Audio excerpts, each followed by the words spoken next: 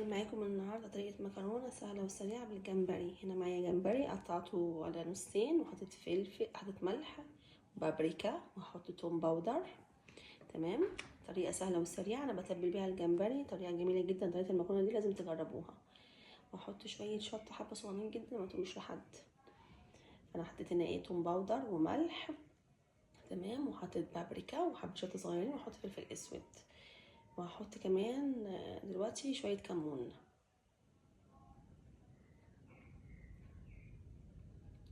وحط زيت زيتون،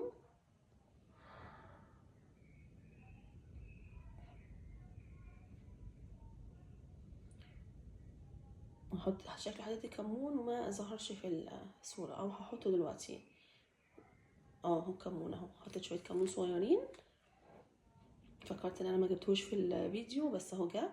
احنا كده حطينا توم باودر وبابريكا وحبة شطة وكمون وتوم باودر وملح بس، ونتبلهم شوية كده مع بعض.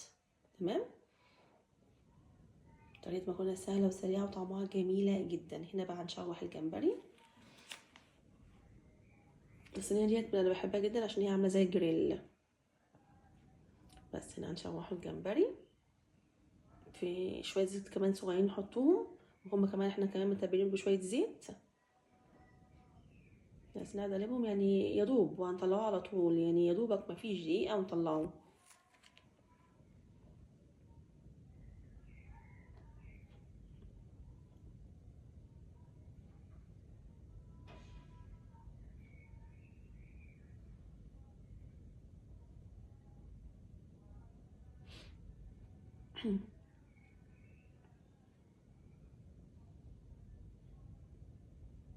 حطيت معلقتين دقيق اهو، انا طلعته خلاص من الطاسه. هحط معلقتين دقيق واحط معايا شويه زيت.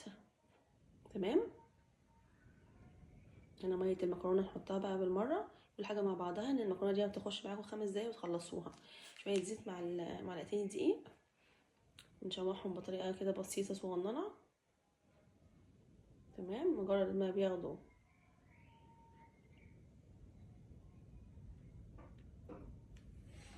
طريقة المكرونة دي هي نصها ايطالي ونصها مصري، يعني واخدة من الطرفين. بس هنا هنحط 2 بنة. دي بنة يعني للطبخ، بنة طبخ مش بنة حلويات. للمكرونات ممكن تعمليها مثلا، تسلقي المكرونة تحطي عليها تحطي فورماجو تبقى طعمها تحفة. فدي بنة طبخ تجيبيها من اي سوبر ماركت، من السلونجا، من الأورسبين، من اي سوبر ماركت بتلاقيها عامة. بس. ونحط كمان لبن.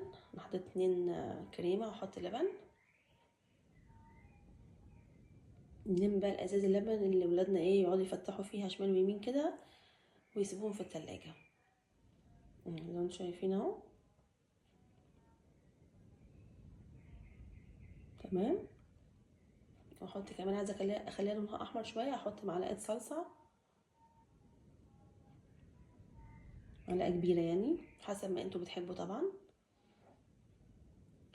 وكمان هحط كيس فورماجي موتزاريلا مبشوره معاهم برضو على النار، كله مع بعضه على النار، كله اهو. ده الفورماجي موتزاريلا ده جبنه موتزاريلا زيها زي بتاعت مصر.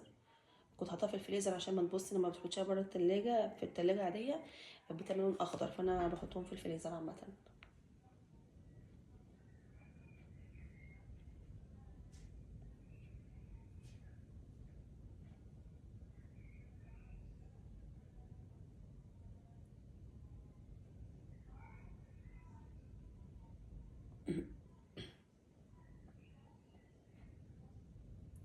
بس انا خلاص بقى كنت يعني سيبتهم مع بعض، وبعدين هحط الجمبري اللي احنا شوحناه يغلوا مع بعضيهم، وميه المكرونه في الناحيه التانية. دي انا عملتها امبارح، حاجه سريعه كده، عملتها مع طبق سلطه، كانت طعمها تحفه، وكلنا فورماج وكانت طعمها جميله جدا ما شاء الله يعني. بس سيبها تغلي شويه على النار، وبعدين يعني كلهم يتجانسوا مع بعضيهم يعني، وبعد كده نطفي عليها وننزل على طول المكرونه زي ما انتوا شايفين كده. كانت الصوص بتاعها طعمه حلو قوي، والعيال حبوها جدا وعايزين نعملها لهم باستمرار. هنا بقى بصفي المكرونه وهبدا انزل ايه، ننزل اول بالحبه دول الاولانيين، وكان نجيب حبه ايه في المصفى، دول اللي كانوا نازلين شويه في الحله، رغم ان انا كنت حاطه اصلا زيت وملح، بس مش عارفه ليه. بس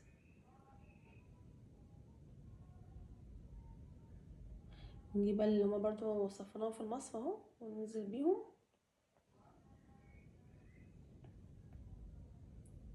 بس ونقلبهم بقى تقليبتين كده، وايه نغرفهم في الطبق، ونشوفهم دلوقتي وهي مغرفه عامله ازاي.